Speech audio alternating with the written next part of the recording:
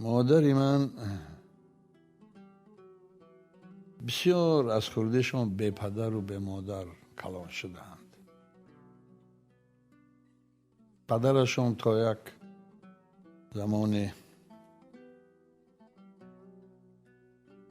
تا یک 12 سالگیشون پدرشان بودند و پدرشان هم گذاشتند و مادرشان بر وقت گذاشتند و مادری من در خانه تقوایی هایش کلان شده است. اصلا مادری من در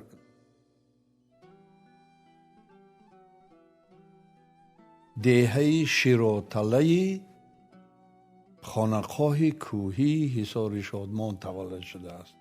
حاضر در اونجا آدما زندگی نمی کنند و بسیار در کوهی بلندی بالای خواجه آبیگرم، از خواجه آبیگرم 40 کیلومتر بالاتر است که در تابستان ماشین های بسیار پرقوت به زور می روند تا اونجا. اونها هم تا یک سری باره می روند، دیگر پیاده رفتن در کار. من به خاطر زادگاه مادرم بدنش چند مراتب اونجا رفتم، پیاده، سواره، اسب سوار رفتم اونجا. برای چی؟ برای که زادگاه مادرم است اونجا. مردم اونجا رو مهاجر کرده بودند یک زمان و پایانتری دهه های پایانتر و آبادتر کشاندند. اکثر مردمشان به ناحیه 5 مهاجر کناندند، اما اولادهای ما در همین بالای چارباغ در همین جاها ماندند و بعدا به شهر فرو آمدند. و مادر من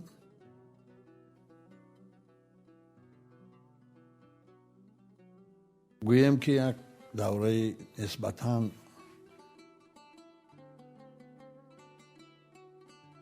پخته شدنشون در شهر گذراندند. از پدر من و از مادر من 9 فرزند کلان شدن به وایه رسیدند. فرزند کلانی خاندان ما برادر من پال مشرب، شخصیت بسیار معروف در تاجیکستان. خیال میکنم حاجت به بیان نیست و من میدانم که پدرم خصوصا و مادرم هم از برادرم بسیار افتخار میکردن. بعد از برادرم من ما 5 پسر و 4 دختر از پدر و مادرمان هستیم. با من البته با من بیشتر مادرم افتخار میکردند، چون که در بابای مادری من هم دمره نواخته سرود میخوانده.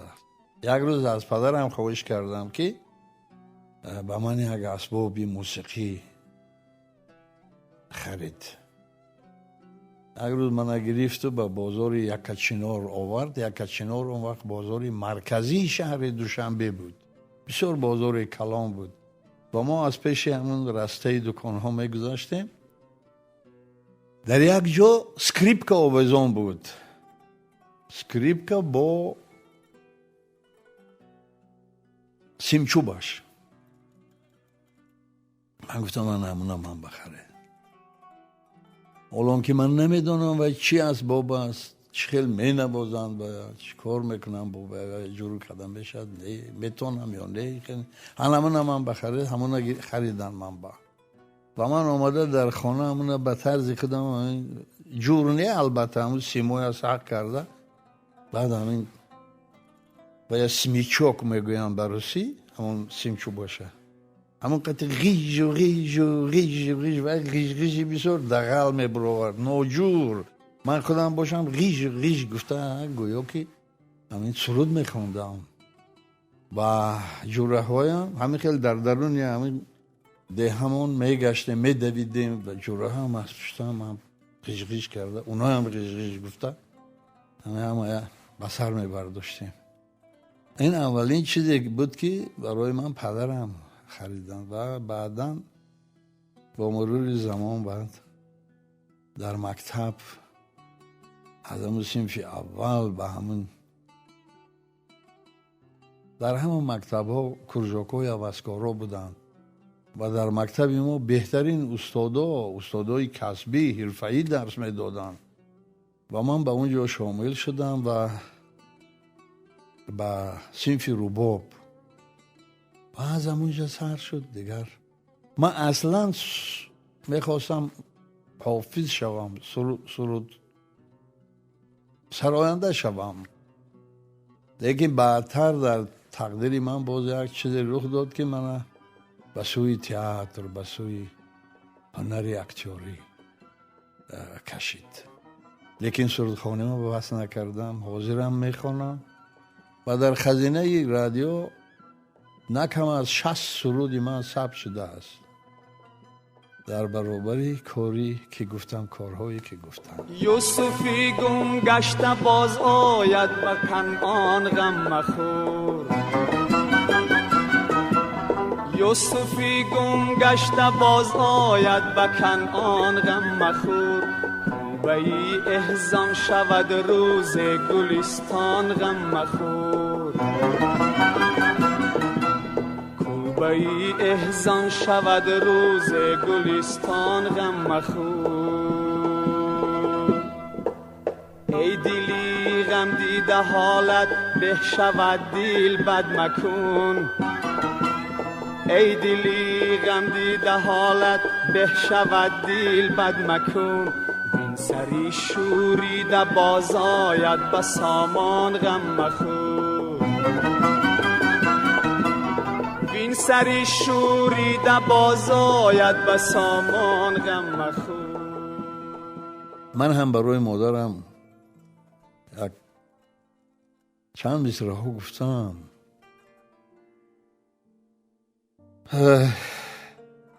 اون چیزی که آخران نوشتم و اون علاقه در همون شبکه های اجتماعی پخش شده است با قرائت هنرپیشه خلقی تاجیکستان آرتی قادر، همونم میخونم حاضر، خودم میخونم اکنون اونه خونم.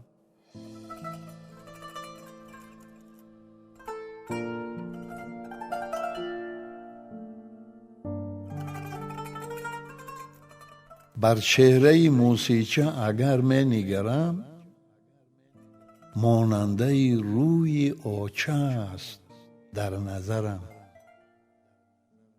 موسیچه و آچه هر دو هم بیگناهند، یک رنگ مرا دو بیگناه در نگاهند.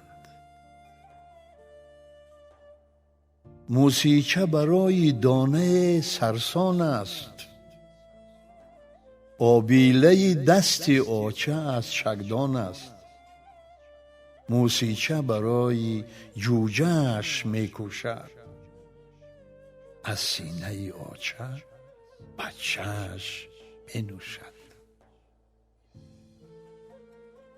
من دانه دهم کنون به هر موسیچه، 100 نان دهم به یاد خیر آچه،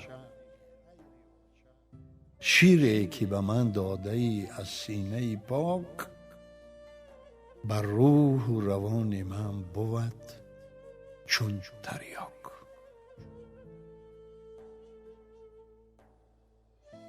خواهم به تو نوش جان شود دانه من، موسیچه بیا مدام بر خانه من.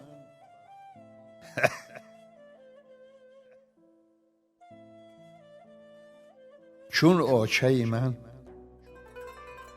دیگر ناید خانه، من خیش تو هم موسیقی بگاله. چون آچه من دیگر ناید خانه، من خیش تو هم موسیقی بگاله.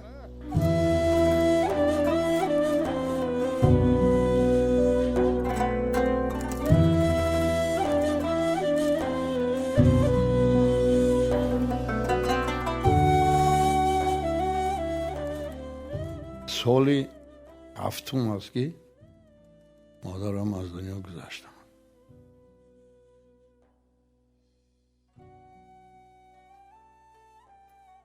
ولی یکم وقت از پیش چشمان من دور نیستم. استاد بزرگ شعر دارند: گریه مرد بال نیست. خیر اکنون مرد من نمیدونم، شاید این گونه انسان ها باشند که عموما اشک نریزند، اما من نمیتوانم. من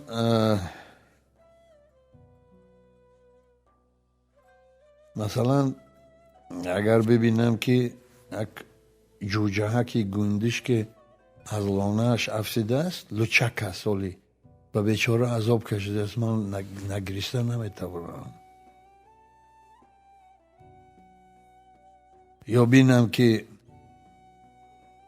مادر همراه فرزندش رفته ایستاده است و دست فرزندش از سر داده است، خودش با کیم چیزی سرگردان است یا یادش در کیم به جای دیگر یا چیزی خورده رفته ایستاده است. من خیلی واقع دیدگم. کودک می افتد، باز مادر به جایی که اون بردارد و خب خاک لباسش افشاند و میزند و یا جنگ میکند. برای من این بسیار سخت میرسد.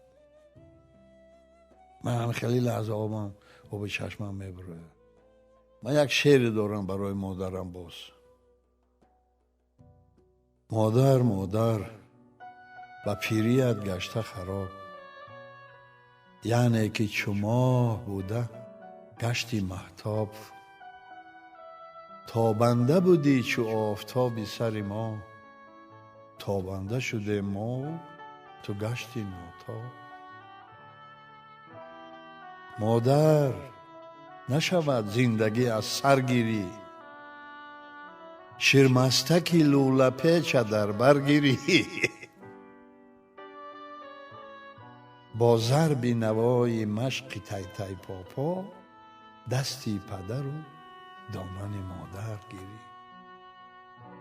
آبی که روان است روان، عمری گذران است دوان است دوان. در خاطر آب تازه کودکیم، این مادر پیر من جوان است جوان. رنج نکشد به پیریش مادر من، شکرانه خواهرانم و همسر من. هر شام و سحر دعای مادر باشد، در راه مراد زندگی یاور من. مادر به پیریت گشته خراب، یعنی که چو ماه بوده گشتی ماهتاب، تابنده بودی چو آفتابی سری ما، تابنده شده ما و تو گشتی ناتاب، تابنده بودی چو آفتابی سری ما، تابنده شده ما و تو گشتی ناتاب. مادر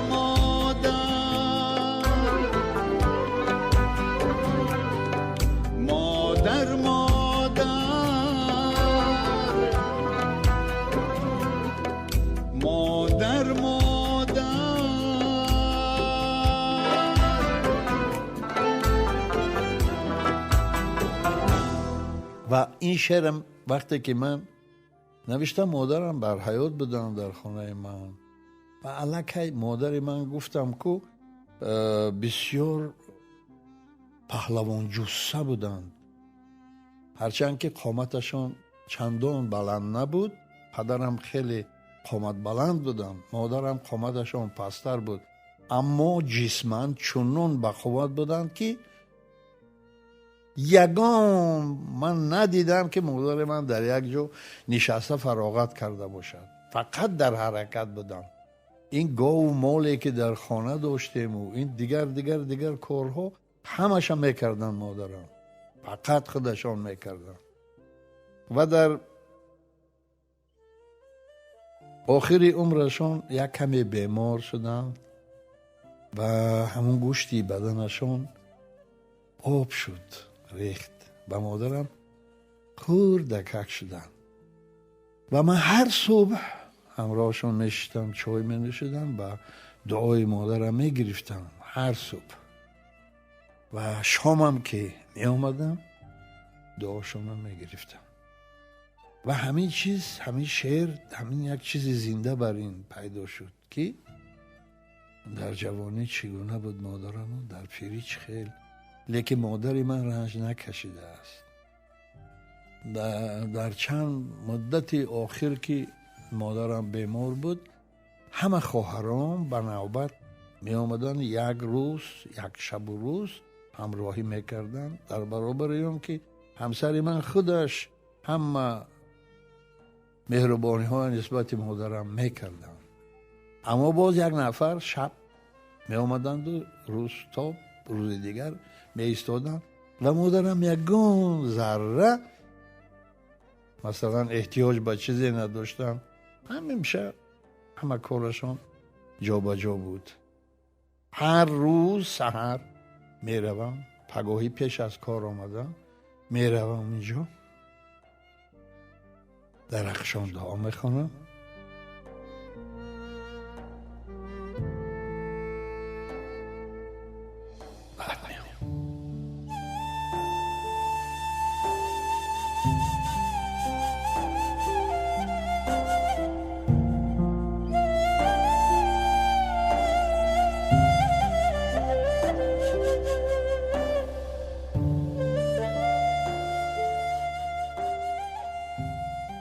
من عموما کم خواب میبینم، بسیار کم، لیکن خوابای بسیار عجایب میبینم. هم پدرم، هم مادرم، هم برادرم خواب دیدم، خوابها دیدم. همسرم هم مادرم خواب میبینه و به من نقل میکنه، اما من نمیتوانم گفتم.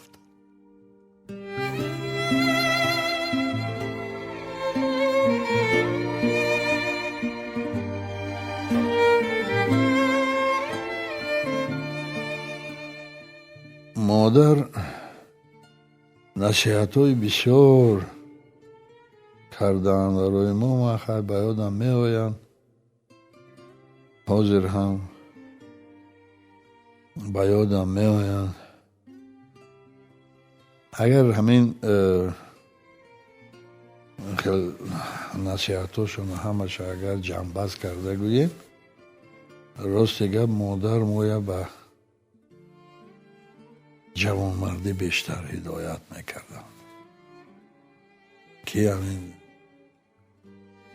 نامردی نکنه در حق یگان کس، نان حلال یافته خورید، زندگی خوش گذرانید، انا همراهی همسرتون.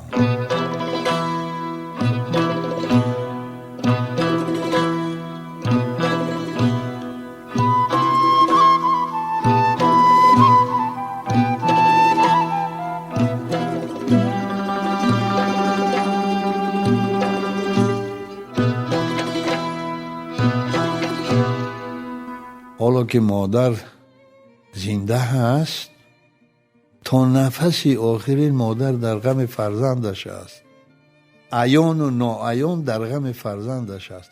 شاید فرزند اینه نبیند، حتی نفهمد، احساس هم نکند، اما مادر همیشه تشویش دارد از فرزندش. و باز یک چیز دیگر هم هست که مادر در عائله، مادر نوابسته به آن که چگونه است پدر همیشه کوشش میکند که بسیار بسیار چیزها بسیار خب مسئله هایی که در عائله میشوند اکثر اونها رو از پدر میپوشاند به خاطر فرزند، به خاطری که این فرزندش در یک حالت ناگوار نماند یا مبادا زیر جنجال و خرخشه پدر نماند. فرض کردیم بسیار وای میکنند، بسیار چیزای خیال میکنند که میپوشانند، در دلشان میگیرند و کسی نمیگویند. برای من از همه با مزه شما بود که وقت شیر میجوشیدن و شب کشال میکردن در انگورمون در تاک و سحری قیماق خاموش گرفته برای من میدادن فقط بیشتری وقت. این در یادم سخت است. خب مادرم شیر برنجایی با مزه میکردن، خب آرد بریانی با مزه میکردن، شیر چایی با مزه میکردن. همه شوربا ویای ما شوربا و آش و هر چیزی که خوراک های ملی ما هستند مادرم بسیار خوراک های با مزه میپختن، بسیار بسیار با مزه. شاید برای هر یک کودک خوراکی مادرش با مزه باشد، این طبیعی است، اما برای من در یاد من قریب همه نوع خوراک هاشون مانده است، طعمش مانده است، به یادم میارم. اگر کسی مادرش زنده باشد و خوشبخت‌ترین آدم است بعد از درک کردن این چیزو با مادر نشستن، صحبت کردن، خدمت مادر را به جا آوردن. لیکن متاسفانه اکثرا ما این چیزا بد درک میکنیم. وقتی که مادر از سر میرود، وقتی که خودمون به یک درجه میرسیم که همین چیزا نقص احساس میکنیم،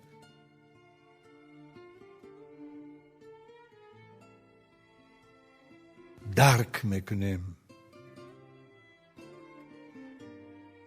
اما من میخواستم که هر چقدر بیشتر انسان ها، خاصه جوان ها، همین چیزا هر قدر بر وقتتر درک کنن همون قدر خوشبخت‌ترند.